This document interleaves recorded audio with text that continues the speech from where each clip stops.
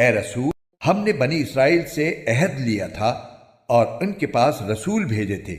جب کوئی رسول ان کے پاس کوئی ایسی بات لے کر آتا جس کو ان کا دل نہیں چاہتا تھا تو کچھ رسولوں کو انہوں نے جھٹلایا اور کچھ کو قتل کرتے رہے، اور وہ یہ سمجھ بیٹھے کہ کوئی پکڑ نہیں ہوگی، اس لیے اندھے بہرے بن گئے۔